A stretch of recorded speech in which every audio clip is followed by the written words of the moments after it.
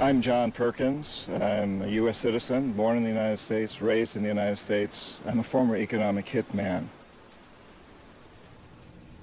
We work very much like some of the hitmen for the mafia because we're looking for a favor later. And mafia people have done this, and gangsters have done this for ages. We just do it on a very large level with governments, with countries, huge level. And we're much more professional. We do this in many ways, but perhaps the most common is that economic hitmen will identify a country that has resources our corporations covet, like oil. And then we arrange a huge loan to that country from the World Bank or one of its sister organizations. But the money never actually goes to the country. Instead, it goes to our own corporations to build big infrastructure projects in that country. Things that benefit a few very rich people in that country, as well as our own corporations, but don't help the majority of the people who are too poor. But these people, the poor people, are left holding a huge debt, and it's so huge that they can't possibly repay it. But in the process of trying to repay it, they create a situation where they can't afford to have good health programs or educational programs.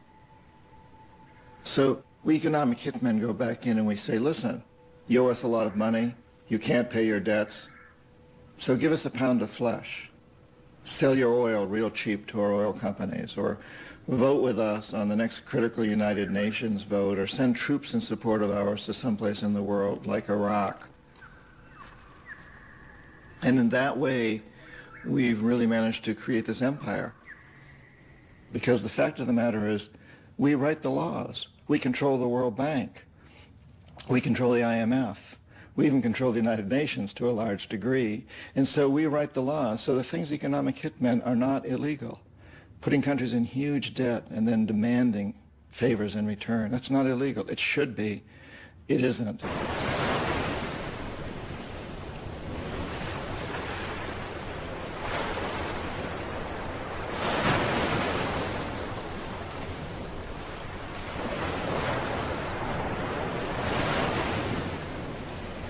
One of the characteristics of an empire is that it enforces its currency on the rest of the world. And we've really done that with the dollar. So in 1971, the United States had a tremendous amount of debt, and a lot of this was the result of the Vietnam War.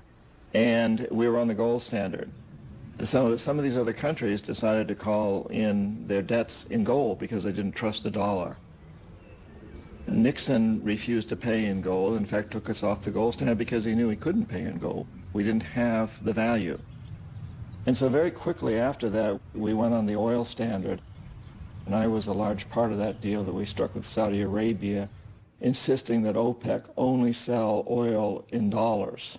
And so suddenly the dollar moves from the gold standard to the oil standard, which in many respects is a much more important standard because oil is intrinsically more valuable than gold in this day and age. And so suddenly the world can only buy oil for dollars, and the dollar is a very, very important currency. Today, the United States, once again, is a bankrupt country. We have huge amounts of debt, more debt than any country's ever had in the history of the world before. And if some other country to call that debt in a currency other than the dollar, we'd be in very, very serious trouble. Right now, they're only calling it in dollars because oil is the big commodity, and you can only buy oil in dollars. But Saddam Hussein threatened to sell oil for something other than dollars just before he was taken down.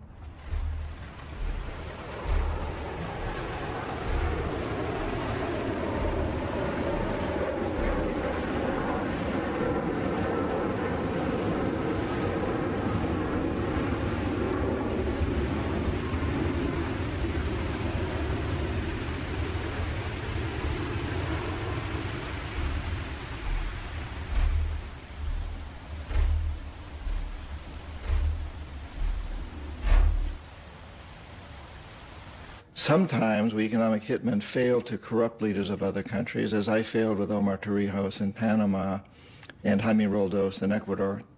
It doesn't often happen, but when it does, then the jackals are sent in. And these are people who overthrow governments or assassinate their leaders. So when I failed with Jaime Roldos in Ecuador and Omar Torrijos in Panama, the jackals went in and assassinated them. On the few occasions where neither the economic hitmen nor the jackals are successful, then and only then do we send in the military. And this is exactly what happened in Iraq. An economic hitman could not corrupt Saddam Hussein, could not bring him around. The jackals couldn't take him out, and so the military was sent in.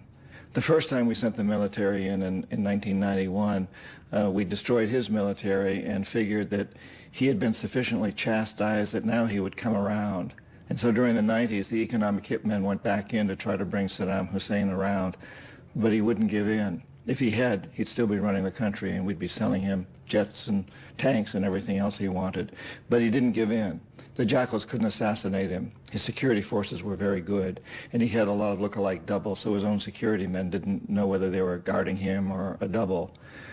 So neither the economic hitmen nor the jackals succeeded the second time with Saddam Hussein, and at that point we sent in the military again, and this time we took him out, and the rest is history.